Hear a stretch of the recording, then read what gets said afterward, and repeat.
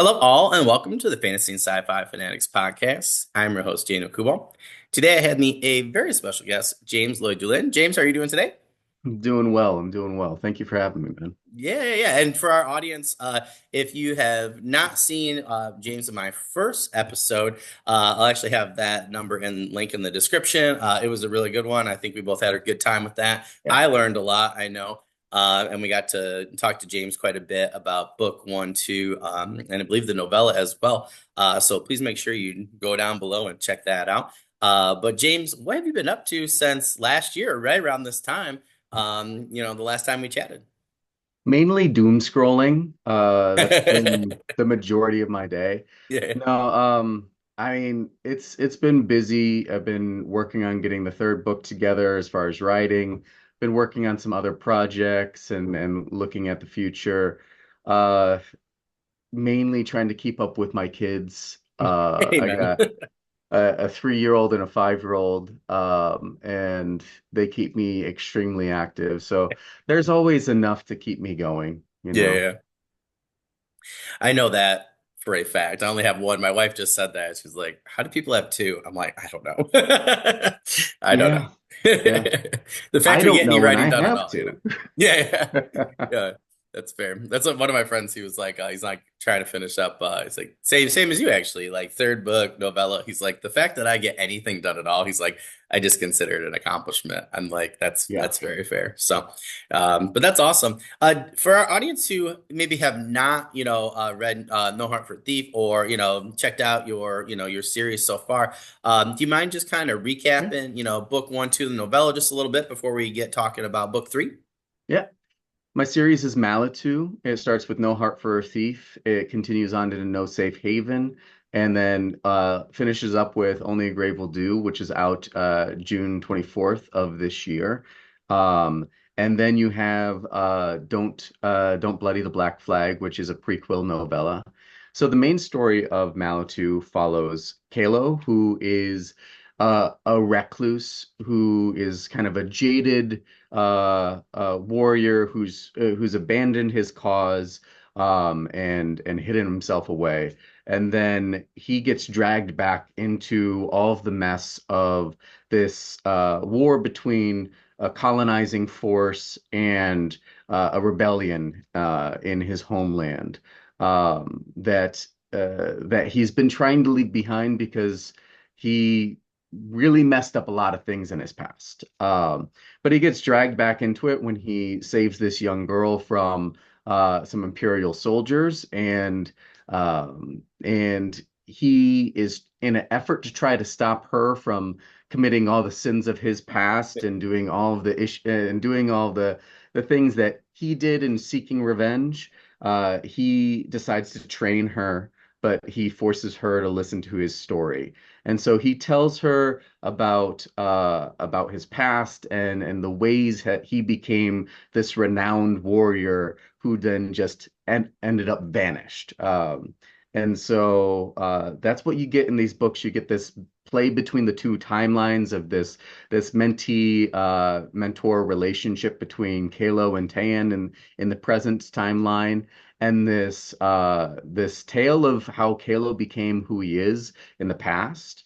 And I really like that juxtaposition, seeing where Kalo goes as a young man to compared to where Tan is going as this teenage girl, and fighting with her own emotions, and he's doing the same in the past.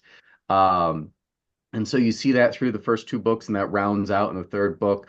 Lots of things to tie together in this third book of all these strings that were just threaded through the first two have to be tied off in this third. So there's a lot going on in this third book. Definitely the longest book. And then in Don't Bloody the Black Flag, it's a little bit of a history of Ania. That's the country where Kalo's from.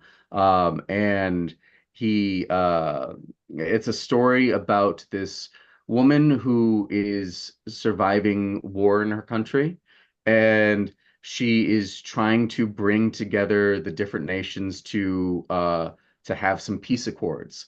But there are some people who are hell bent on war and don't want that to happen. So it's a story about what kind of violence is permitted in the effort for peace? Mm. And so I just find it interesting sometimes asking those questions because I look at the state of our world and I think what kind of violence actually is a good use of violence in terms of reaching for peace, or is there a good use of violence in reaching towards peace? So when I look at our world and I kind of think about those questions, I want to write about them, and so I that's how I get that out. I think it's such a great question. I've actually, 'cause I just like recently, like Daredevil Born Again's come out, and I don't know. I've been asking myself that question, and I think it's an interesting one, and I think it's an interesting one that the show brings up in particular. But then I've been going back and rewatching the Netflix like seasons, and that's really like ultimately I think the question between like Matt and Foggy, pretty early on, Yeah, and I don't know. I thought that. I like the theme more and more. Like the more, like the more I think about it, and the more that I analyze it from the perspectives of like kind of like where the two shows kind of have gone.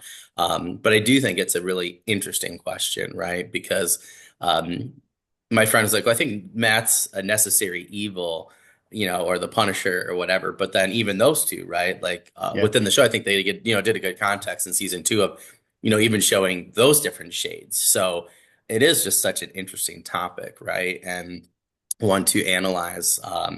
And I think particularly, within different settings, whether it's fantasy or sci-fi or, yeah. or whatever. But yeah, I agree with you. It's an interesting one to write about. So it's And cool. I think my mind has changed so frequently about it as I have gotten older. I Yeah, yeah, used to, I think I used to be much more staunchly anti-violence than I kind of am right now because I think I mean, looking back in history, there are certain rebellions that needed necessary violence to stand up for themselves, and it's also a very privileged position to come from and be like, no, you can never use violence to defend yourself. And that's just not reality for a lot of people. But then on the opposite end, there are uses of violence that then cause more violence, and it becomes a cyclical violence that yep, only escalates and does worse for people. And so there's the question of where and when is this helpful? Um, and I don't think it's a question you ever come down on an answer to. I mean, you you'll get people reaching to stereotypical answers of like, well, Martin Luther King was staunchly nonviolent. Like, well, even his opinions on what violence meant changed over time. yeah, yeah, And you'll have people on the opposite end looking at Malcolm X and his opinions on violence. His opinions on violence changed over time. They adapted, they matured, they thought of things in different ways as they grew older and they saw the effects of violence on their communities.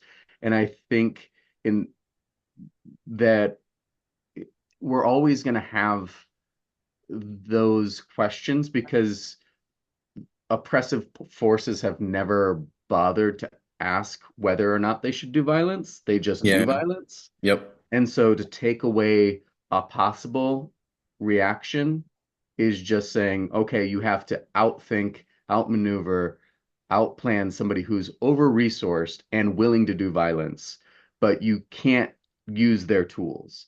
And so there's a lot of questions there, like how do you actually right wrongs while removing options? yeah, yeah. Well, I always found that interesting with Ender's Game. My co-teacher and I both absolutely love that book, and he's Mhm. read like the rest of the series and stuff. I bought them. I just he forget. I gotta go back to them. But Yeah. he said, like with I'm totally gonna blank on book two, but he's like book two, right, brings up these different questions, right, particularly for for Ender, and really dives deeper. He said Orson Scott Card does an amazing job really diving deeper into those different facets of the issue. And really brings to light like a whole different aspect of book one, and the perspective particularly of like the bugs or whatever, the aliens. So I thought that was I've always wanted to go back to those books, particularly for those perspectives, because it is interesting to think about, right? Where like I think there's also like the Sam Raimi effect, right? Where his Doc Ock is far different, right, than than the Doc Ock. A lot of times that are presented, in or Green Goblin, right? Even Yeah. with William Defoe versus the comics, right? Where a lot of times like that Green Goblin's just a total total jerk, and you're just like, Yeah. all right, just where's the Punisher at? Like somebody save Aunt May besides Peter today. But like Batman, I think it makes it such a compelling argument, right? Within, Mm. whether you're watching the new one, like the Cape Crusader or whatever on Amazon, or you go back to the original, 90s cartoon. It does bring up such a great topic because I agree with you. It's interesting. And back when I was like in private school, like I went to Catholic school, and there were different like things that we talked about, particularly a priest and I, we really debated a lot of theology and stuff. And he was more of a pragmatist, I would say, Okay. which was interesting. Getting like a very like honest opinion, I think at times. And there was like these two. There was like I forget if it's like Proverbs or what, but there were like these two lines in particular where a lot of people kind of take them to mean like just like you always have to be peaceful no matter what someone does to you or whatever. But he really took it from a different perspective, which I always thought was interesting. And he's like, the shield is there for a reason, and some people need to like take up the shield to defend others. And unfortunately, at times, it means you must also pick up the sword as well. Great quote. You guys can quote him. Mhm. But I always thought about that, as a young teenager, and I'm like, it's interesting, right? It's an interesting concept. And I agree with you. Like one of my characters for urban fantasy, he was like more like paladin, but now he's like more getting Jack Reacher-esque, you know. Yeah. But it's also like he fights monsters, right? And Yeah. one of the themes I'm trying to explore in my urban fantasy world is that like, you need somebody who can do the hard things to fight monsters, but then where do you draw the line where you don't become a monster yourself, right? Yeah. And I think that's just always been a great, like concept for us as a species, right? To really think about. Because it is really hard, right? When you're coming up against an overwhelming force like the Nazis, just say, right? Hmm. And you can't just be like, hey, please stop, like Yeah. so it's like but like when do you stop yourself from then becoming your enemy? And I Hmm. think it's always an interesting one to bring up. Like I said, like that's why I think fantasy and sci-fi is so fun, right? Yeah. Is that you can explore those in a different means and make people think about it a little bit differently, and then maybe apply it to our actual world. So ends up being really cool that way. And you brought up, in a way, the MCU earlier, and I think this question is a reason why I have disconnected from so much of the MCU, is because the way they make their villains really interesting and compelling, and they make the rationale for their villains really understandable and relatable. And then the the only reason they're a villain is they do a little too much violence. Yeah, yeah, yeah. Like Yep. Killmonger, I don't even remember the character's name, but like was the Black Flags from the TV show with Bucky and Oh, yeah, Falcon. yeah, yeah, yeah, yep. Um, like they're freedom fighters. They want more for their people. They have a lot of good rationale, but Killmonger chokes an old woman and shoots a woman in the chest. Um, so now he's the bad guy. And yes, those are horrible things, and that's just an easy way to take something from their rationale. It's not an interesting way of dealing with the character and dealing with what they're actually saying. Because it just comes down to this almost like they want to kumbaya every moment. Yeah, yeah. Well, there's Um, no real bad guys anymore is the thing, right? yeah, Like to a degree, right? Like Bullseye, I think that's why like Bullseye is an interesting one. And I don't know, like you look at Colin Farrell's Bullseye and the Kingpin, right? Like even Kingpin, I think's been toned down, right? yeah, Like and that's where I was really find interesting and in the different seasons going back to Netflix shows, I'm like, okay, they toned him down for the Disney whatever, but I go back and I'm like, they really didn't tone him down too much, because he has all these valid reasons, his mhm. father and this and that, and I'm like, but is there really a valid reason to, like kill all these people? And Yeah, it's interesting concept that yeah, like they're And like I think I call it the Sam Raimi effect. I don't know because that's Yeah. like really comes from the Spider-Man movies. I think Tobey Maguire. And don't get me wrong, I love redemption arcs like Cobra Mm, Kai. I loved the redemption arcs for different characters. I thought they did a great job. And some characters didn't get redeemed, but most characters got redeemed, and I think yeah. in a good way, and or at least learn from their mistakes and are trying to do better, even if they're not good. But I don't know, like that's why I've always liked DC more. Like some bad guys are just bad guys, and I think that's what's Yeah. so great if you go back to the Christian Bale and and Nolan trilogy is like where Alfred even says, right, like some men just want to watch the world burn, and it's like that's more our reality, and even Thanos, right? Like you're gonna tone him down to the point where he wants to snap and get rid of half the people. And Yeah. part of you is like, with how they presented it in the movie, you're like, oh, I kind of get that a little bit. And I think Mm, that personally, like to me, I was always like, oh, that's kind of weird, especially compared to him in the comics. But I think that's personally why Darkseid is just such a great villain because Darkseid to me, like it doesn't have any redemption. I've never mm, seen any redemption for him whatsoever. And he really just represents to me like that ultimate like evil that needs to be defeated, which again goes to our previous, theme is like, how do you do that? Like you can't lock him up in Arkham. So it's like yeah. ultimately like what's the price that you're willing to pay and who's willing to pay it. And I think that's where to me like DC, particularly the comics from the early 2000s, were always much more interesting because they had to make a lot of really hard decisions and sacrifices. And I don't know, to me it felt a lot more real. Yeah. But the movies haven't really done that too much except for like the Nolan trilogy. But yeah, it's kind of interesting to see what MCU's doing now. But I think that's where people don't want to admit that they're kind of over the villain always being humanized or whatever.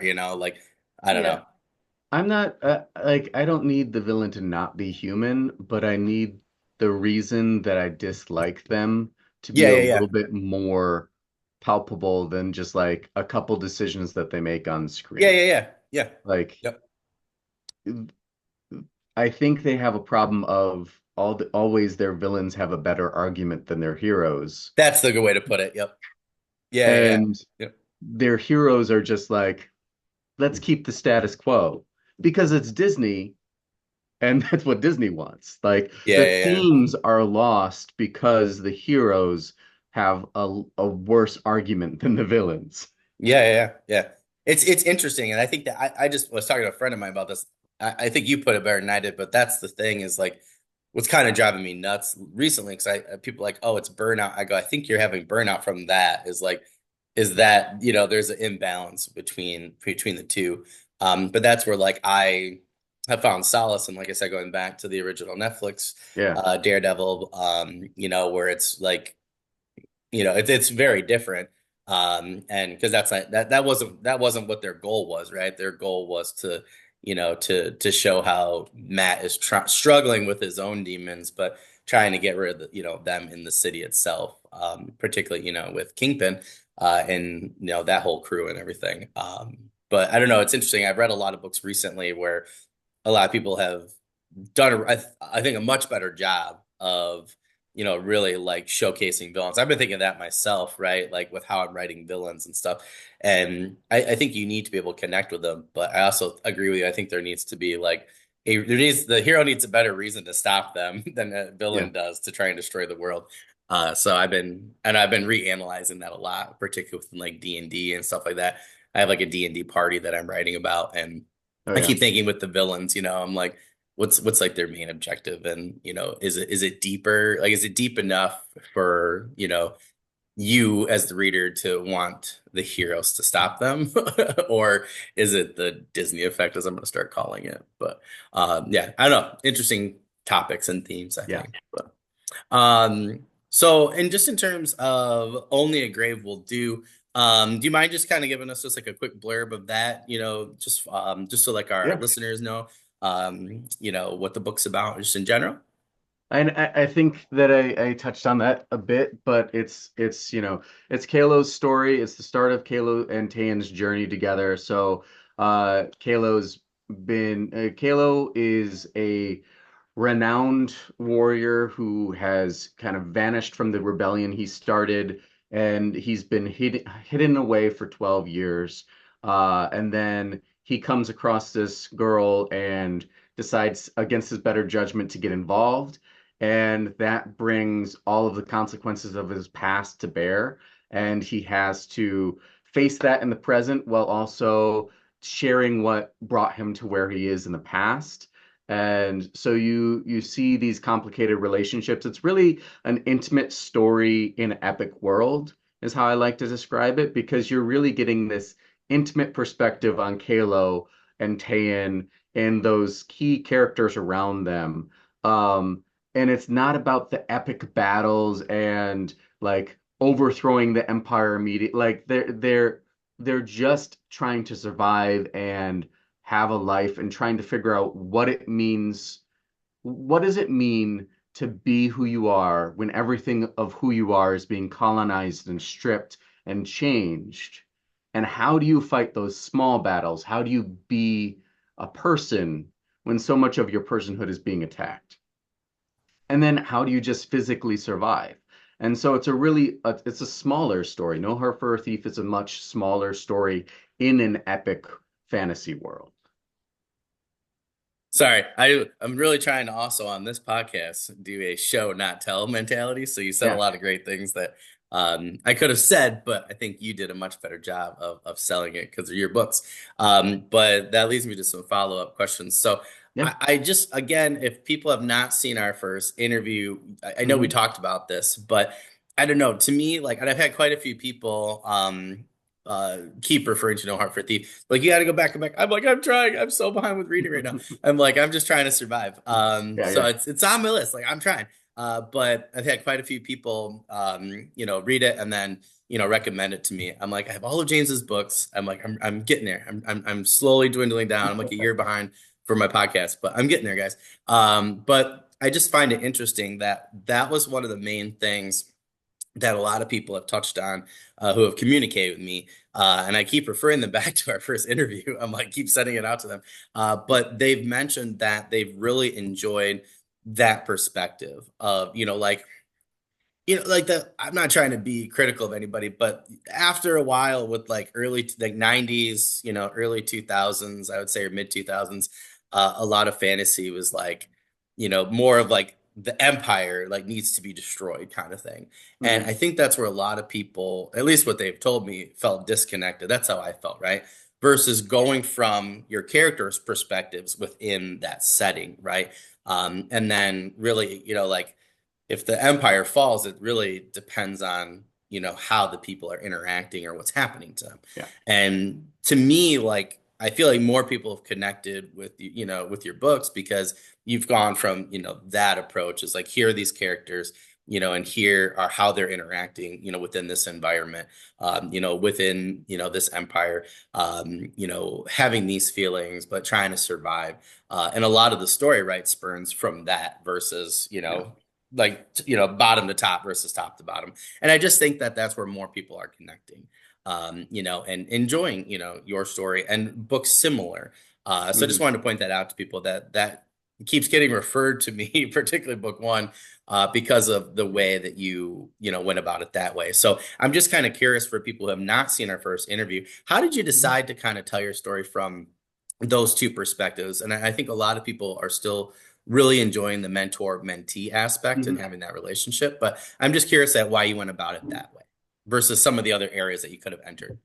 I think part of it is you write the tropes that you love. I love a mentee-mentor relationship. There are actually several mentee-mentor relationships throughout the series. Um, because I find that dynamic interesting. I find the interplay between youth and experience interesting. I mean, just looking back on who I was and what I would have thought at one point, Mm.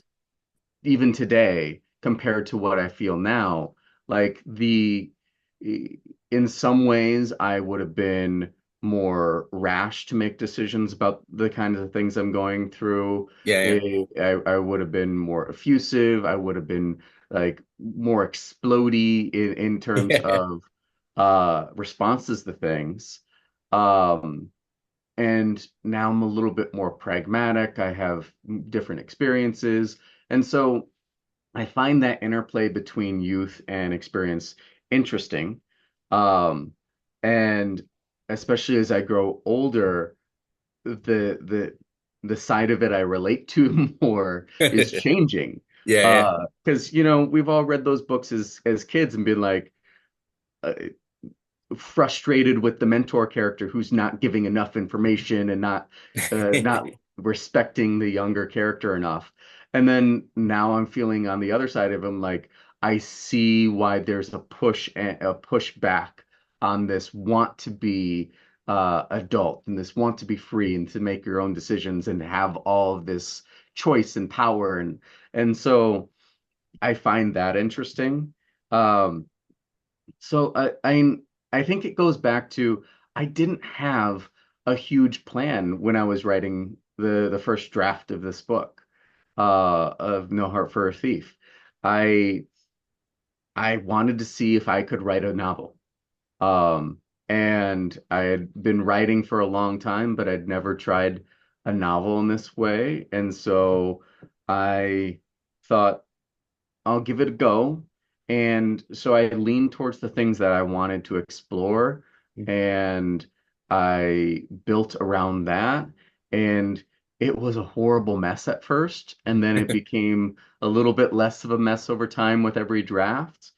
Um, and so I don't know if there's a whole like I don't know if there's like one decision point of where that came from, other than it's what I like to read, and so I Yeah. wanted to explore it in a different way, and in a different setting.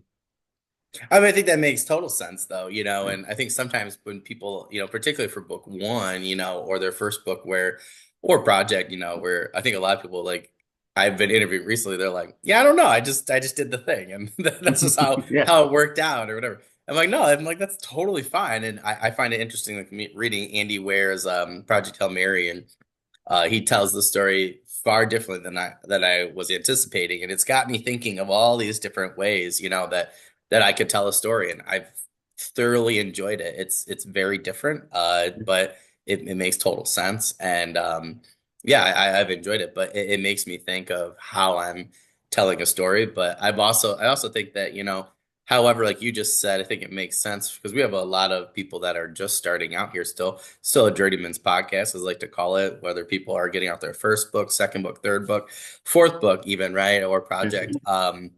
They're trying to just insert themselves wherever they can into that river of their story, right? And I just want to point out that, like I said, I've had a lot of people since, your book one first came out, who have recommended it to me. And again, I think that that's where it resonates with people is they really like where you allowed your writing and craft and the characters to take you.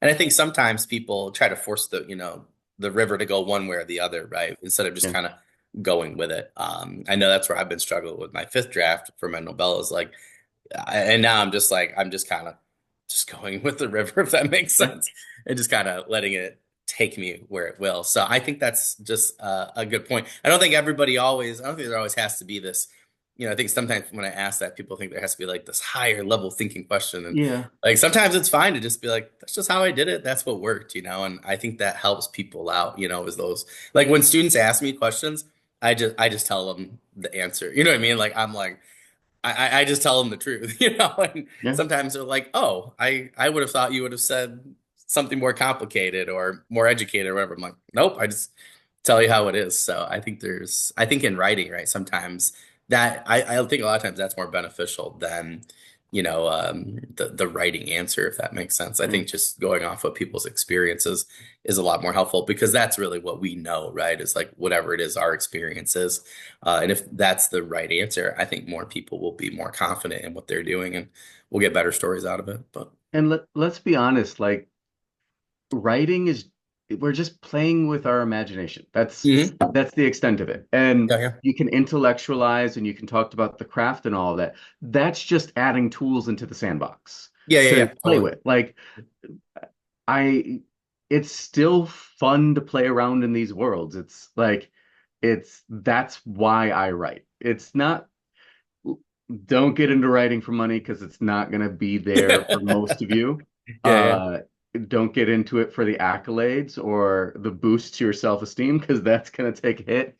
Like it's because you want to play, you want to dream in these worlds, and it's fun. That's why we do it. And so the answer for most of these questions, like, yeah, there's ideas about theme and rationale for why you want the characters to do this, that, and the other. But at the end of the day, it's because you want to play with this specific set of rules in your sandbox, and you want to play with these tools, and you want to have fun with it. And part of that fun is also learning from the experience. Like Yeah, yeah. we learn from play just as much as kids do. Yep. And I have learned a lot from writing these first few books. I have grown as an author, but it's still just play with words. It's play with imagination. And I enjoy the play. I think it can be very valuable. And don't take that to mean that I'm dismissing the importance of writing Yeah, and yeah. reading and play. Like it's all play, but there's reasons why some people enjoy to argue. It's not because they want to win, although sometimes that is, but mostly it's they want to play with ideas and they want to challenge their own ideas. They want to spin things in their mind. They want to see how they can twist an argument or how they can manipulate the words that they're using and frame things differently. It's that that exercise of our mind Mhm. keeps us alive and interesting and young when we stop allowing ourselves to grow from that play and that intellectualizing of even things like made up fairies and dragons like that can still be useful and that's still necessary. And I think the people who dismiss fantasy often don't get like the importance of just allowing yourself to play and think about ideas through a new lens or pushing on it in a different way. Yeah. Like they'll completely understand going through a hypothetical argument and like why that can why argument through analogy can be really interesting. But the moment you put into that analogy a dragon, they're like, okay, it's too ridiculous now. Yeah, But yeah. it's not. It's just part of the play of it. It's part of trying to understand our human experience through imagination. Yeah, I totally agree with that. And that's like where I don't know if I've ever connected more with a 3 minutes of a show or a script on TV like ever, but like just going to trauma, like the way, and I don't want to give anything away from anybody, but episode 4 in Daredevil Born Again, if you guys haven't seen it, just watch like Punisher and Daredevil's interaction and the conversation between those two, like just I just like stopped and like my whole world stopped. I was like, oh my God. I was like that after losing a loved one, a particular one, like that conversation summed up like 3 years of my life Hmm. in 3 minutes. And it's rare, right, to find writing that does that, that can Yeah. put words to your emotions, and I actually talked to my best friend about it after he watched it, and I was like, and we were both, he had something totally different happen, totally different set of trauma, and totally like came at it from a different way, but it resonated with him as well. And it was so interesting that we were in totally for totally different reasons, right? And got totally different things out of it. But that conversation put into words our feelings, if that makes sense, Yeah. to such a higher degree than I think either one of us were ever able to. And it was interesting because then having that conversation, with each other, we were able to understand each other a lot more than, the last like 17, 18 years, whatever. But it's between two imaginary superheroes or whatever. You Yeah. know what I mean? Like it's just like it seems farcical, right? Almost Hmm. that, that we would resonate so much with a fun TV show about stuff like that. But that's also like there's parts in Brandon Sanderson's Words of Radiance where like there were a couple things that popped up when we were reading it for book club where we were both like, dang, like, really got you. Yeah. And I think that's what's fun. Like, I agree. I think that's what's fun about it, right? Is whether or not you're feeling a negative emotion, or something's resonating with you there, or it could be like triumph or something like that. But I think that's the fun thing, about it. I still go back to like Robin Williams, Hook, where the music's going and all of a sudden he's like above like the ground and he's like flying again for the first time and he's like, I got my happy thought or whatever, and then he like jumps out of the cave and everything. Like, to this day it's got to be one of the greatest feelings, right? Is of triumph, as he's rediscovering his true self. And Yeah. I think it's rare, right? To this day, I think, to find something that resonates with you that much. But I think that's what's the fun part of reading or watching something like that. But I also think people need to understand that's what's fun for writers, creatives, and authors, is being able to create that for yourself and then see who also resonates with that. And I think that's what makes it so much fun and to play, as you say. Yeah. And yeah, I think it's really interesting. But yeah, it's a good time. It's a good playground. Yes. Speaking of feelings, though, I always love asking people who who are Are wrapping we up going a to have our series. little therapy moment now? Oh, well, I just think I'm just curious, like, because how does it feel for you to complete this trilogy? Like, what kind of feelings and emotions, are kind of going through you as you're wrapping up these stories and these threads? I mean, Um, I don't know that I am there yet to understand what it feels like yet. mm, good answer. It I don't know that it's hit me that I've finished the Yep. books, Yep. or that I'm, leaving these characters behind. Um, I have a hard time sitting in accomplishment. I feel you. So the moment that I reach a goal, I'm like, what's next? Yep. Yep. Um, And so I don't think I ever really sat in finishing book one. I don't think I ever Mm, really sat in any of the things that I've finished since I started this. yeah. Yeah. Um, and so I don't know that I've really wrapped my head around how I feel about finishing this trilogy. One thing I know is like I'm excited to write something new. Yeah. Yeah. Yeah. Um,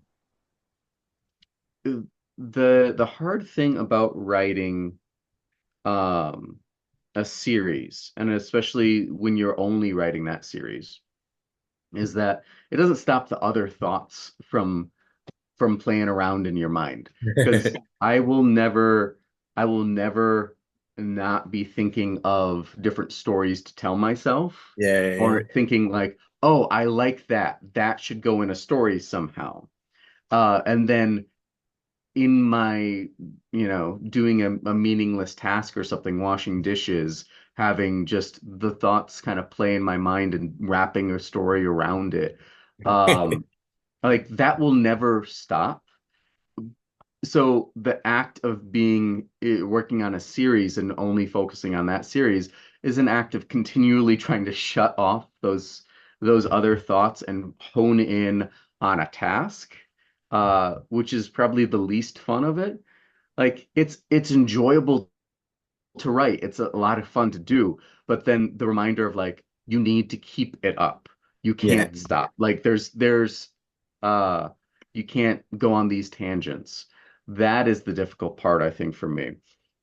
And so as I'm completing this and getting ready to publish Only a Grave Will Do, um my thoughts are a lot on like, okay, what's next? What do I get to do next? What books and characters and things do I get to play with next time?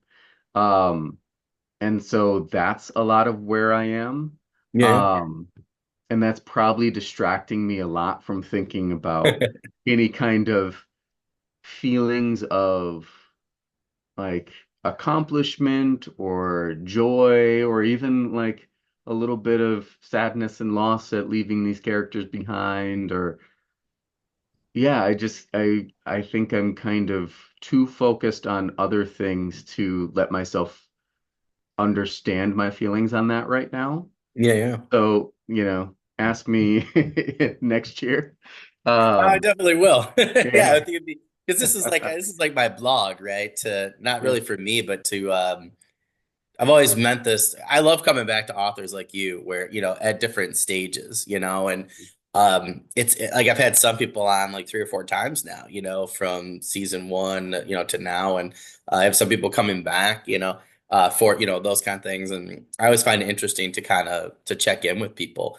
Mhm. It's amazing the indie authors that I met years ago, like Pierce Brown, and where he's at now, like that Yeah. conversation was probably not what either one of us was going to expect in person. And then compared to, some of the interviews I've seen him now, like, so I was like, I just want to do this just to kind of to check in with people over the next 10 years or whatever. And, just Yeah. to kind of see, snapshots of where people are, at their careers and stuff. So yeah, I'll save it and we'll come back to it next year. Definitely. Definitely. But it'll be interesting, I think, to see over time, how maybe you feel totally different. I've had a few people, tell me that. I think indie in particular, or just anybody nowadays, it's a hard market, no matter, right? If you're Mhm. traditional or non-traditional.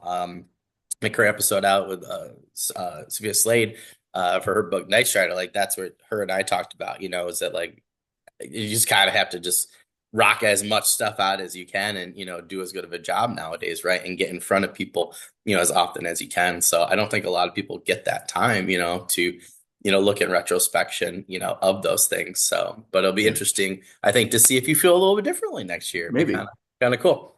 Yeah. What kind of advice would you give authors or writers who are wrapping up a series or a project like yours? Um, I don't know that I'm in a place to give a whole lot of advice on that because, I'm still going through it. I I I think the thing that I've learned about series work from writing book three has been, at least for me, book three is a lot less exciting than book one to write. Not necessarily to read or the plot lines or anything like that. I think it will be more exciting in a lot of ways for readers. But for me, there's so much that I have to accomplish because of the Yeah, promises that I've made in book yep, one and two. I have to answer that and tie that together and do this and that and the other to make a satisfying conclusion. That there are so many more rules about where I can go for book three. Um, that it doesn't feel as playful. yeah, yeah, Um, and so and it's also a little bit more um I, I've got a little bit more of a focus for detail in that, like, I'm worried about missing on that and missing on that and missing on that. So I've got to focus on all these different things. And it feels a lot different, especially writing a first draft, where like a first draft in the past has been a really great time to explore and play and think about all these fun and weird ideas I can put out there. I can't put anything too new out there yeah, in yeah. book three because I can't make a promise I can't deliver in this book. Yep. And so the longevity of those promises changes.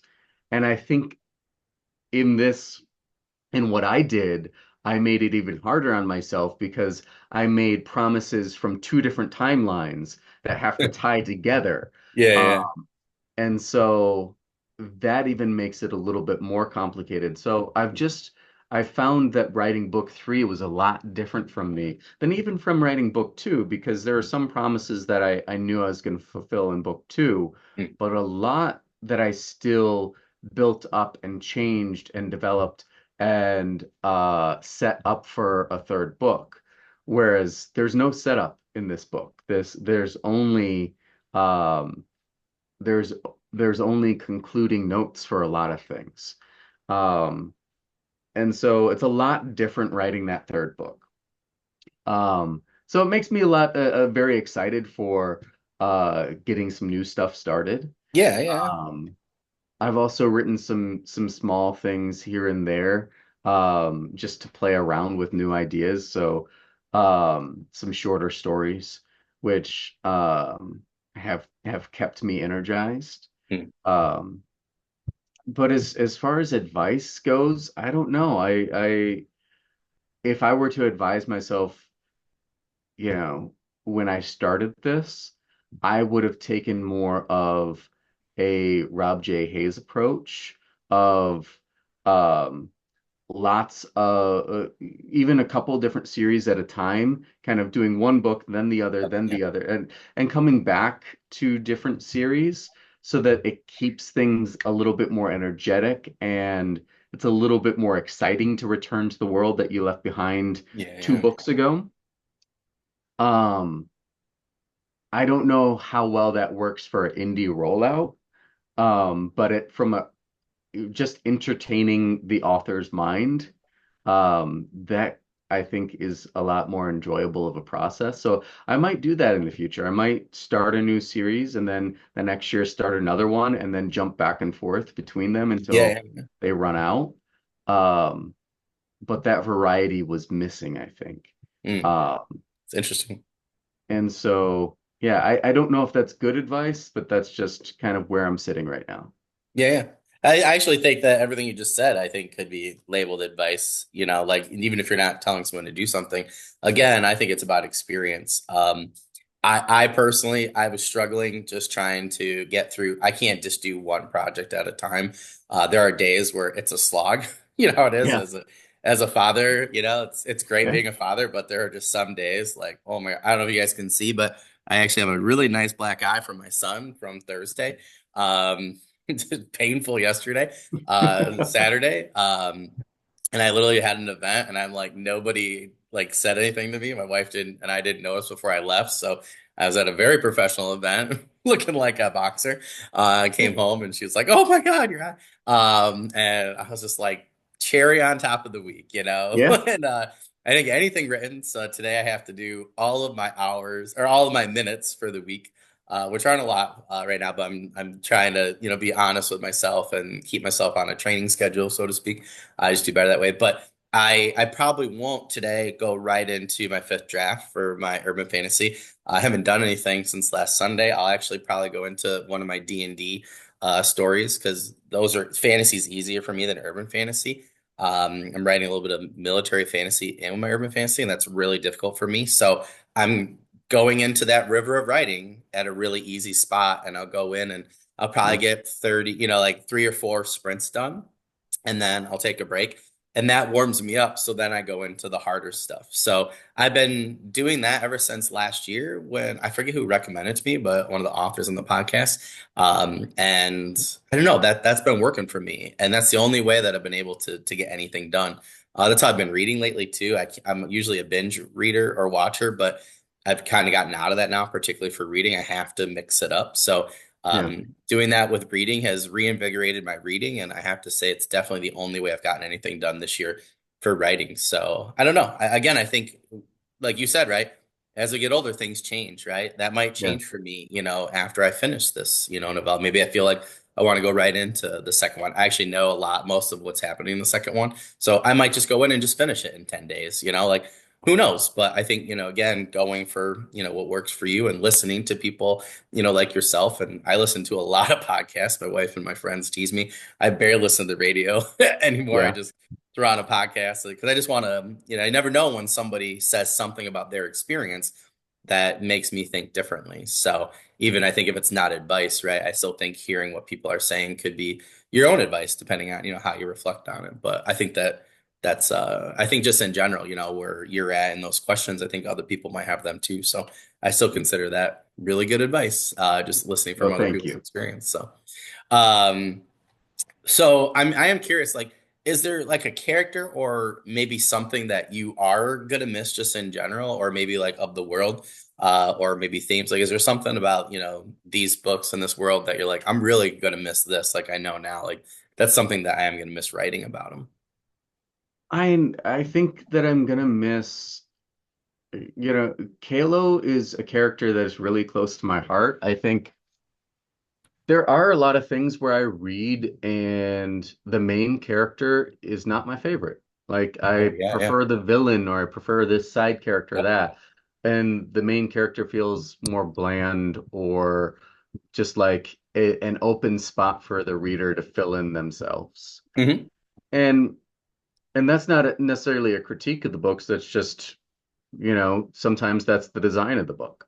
Yeah, yeah. Um, but Halo is not that, or at least not intended to be that. Um, Kalo is a very real character to me, and Kalo, um, I understand him very well after so many years of writing him. Yeah. And given the two timelines, we've been with him from 16 years old to 37, 35, mid to late 30s. Um, and so I've like written a lot of this character's life and backstory and um it will be weird sitting in somebody else's head. Yeah. Uh Probably the first couple of times that I do it without being able to come back to Kalo. Um And so, there are other main characters that I love and that are really fun to write. Um, I would say Kalo is probably the one that I relate to the most in some aspects um that can be hard to write about, but also very fulfilling. And so leaving him behind will be interesting. Yeah. Yeah. I'm curious for like character arcs because I've talked to a couple of people recently who are in, similar shoes to you where, they felt like a couple arcs were more difficult to write than others. So I'm curious if you had, that same, issue pop up or, if, maybe not. Like, I don't know. I'm just kind of Yeah. curious, if you've had that same challenge.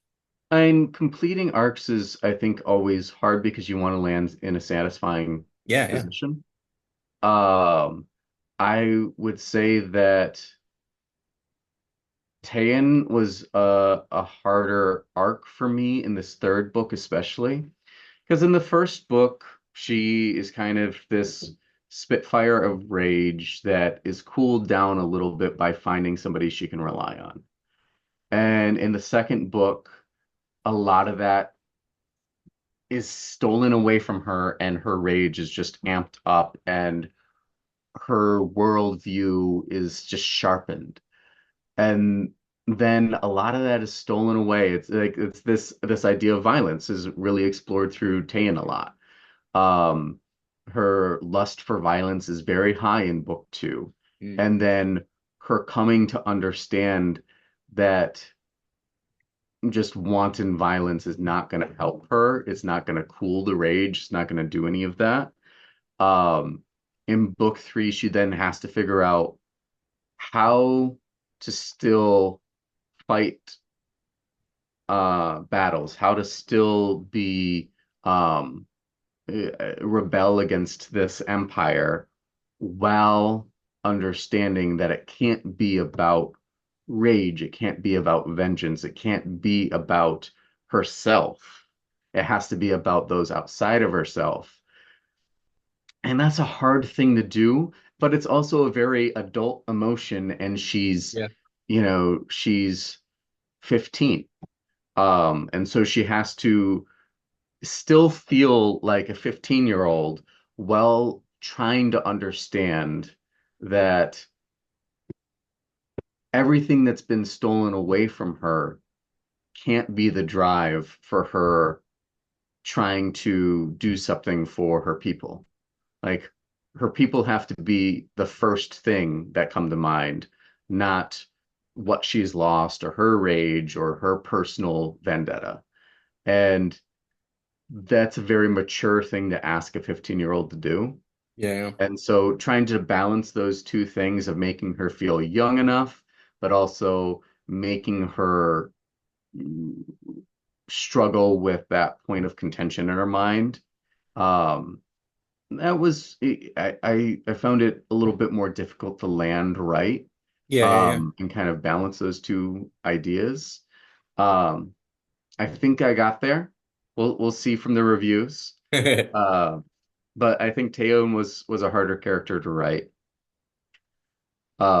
It's funny because since book one, uh, my wife has just told me how annoying Taeyeon is. You nailed Um, the teenager aspect. Nice. yeah. Like I've had some people tell me that they just find her so annoying because she's so this, that, or the other, and I'm like, she's a 14-year-old. Yeah, Yeah. yeah, She's kind of supposed to be annoying in some ways. yeah. And um and so it's interesting to hear like my wife will give me shit on her or Kalo being too morose or too woe is me about some things, and it's hilarious to hear people kind of like just take the gravity out of a situation by being like, come on. Yeah, And it's just fine. It's funny, you know. yeah, yeah. That's Yeah. awesome. Um, I'm curious, like, do you have any other stories or characters, that you plan writing within this universe, or do you think you're maybe you can come back to it later? I don't know. I was just curious. Yeah. So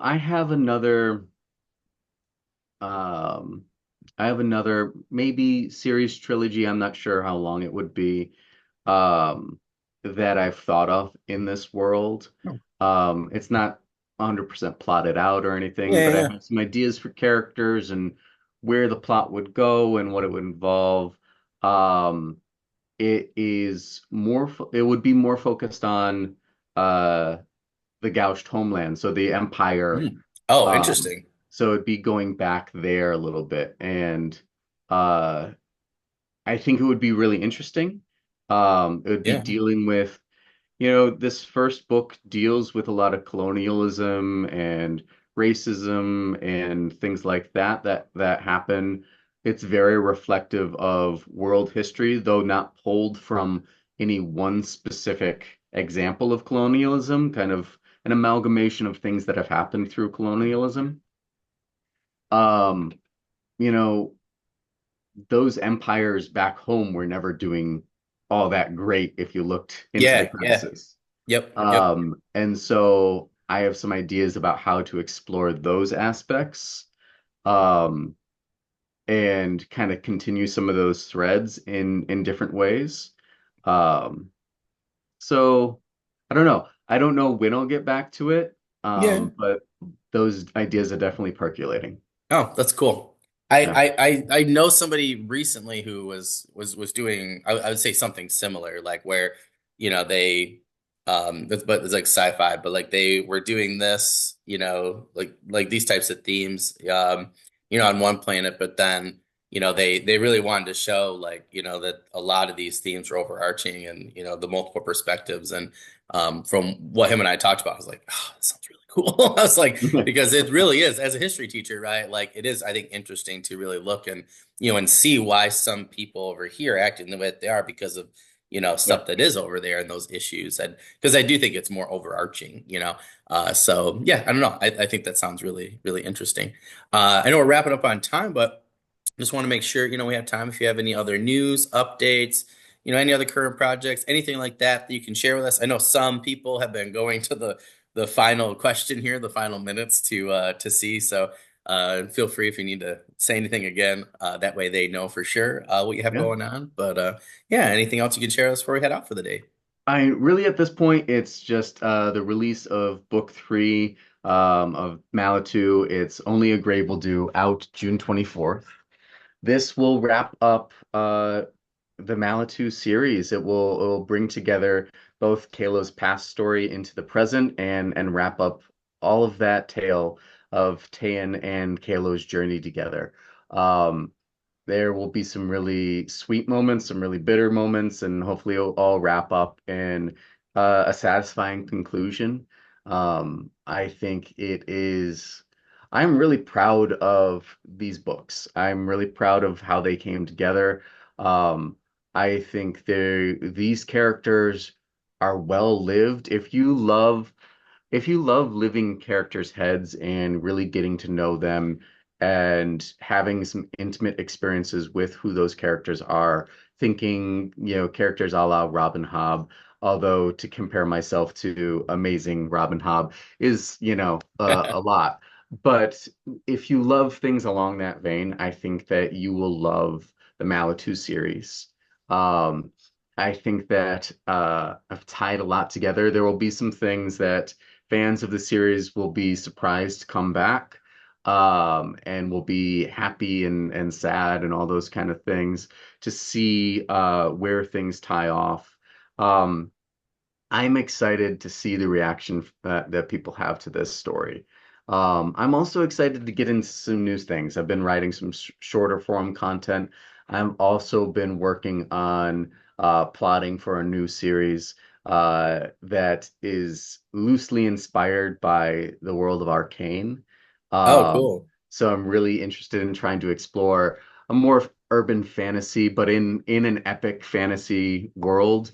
Um, where magic is abound and uh, there are different gods at play and really epic high scope things are happening in the world. And then see where that takes me. I really want to keep on writing, keep on telling stories, and hopefully people will keep on reading.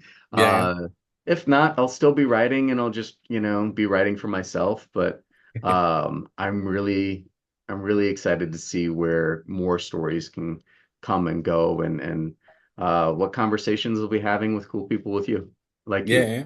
Yeah, yeah. I don't know about the cool part, but definitely the conversation part. I mean, it's in your last name. Yeah, that's fair. That's what my kids always say. Well, James, thank you so much for coming back. It's always fun talking to you about, your world, writing, themes. Always gets me thinking in a different way. So definitely re-energizes me for the week and the writing sesh that I'm going to be doing later. Like the multiple writing sessions get caught up today. Yeah. But I just want to remind our audience, like I said, you can find James and my first interview link in the description below. You can find all of James's book, social links in the description below as well. So please make sure you check those out.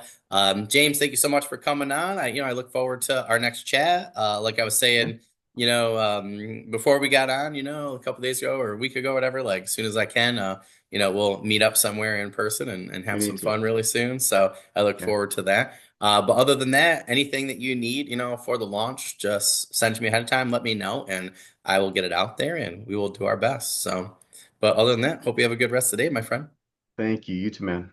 Thanks. I'll see you later, James. Have a good one. All right. You too. Bye. Bye.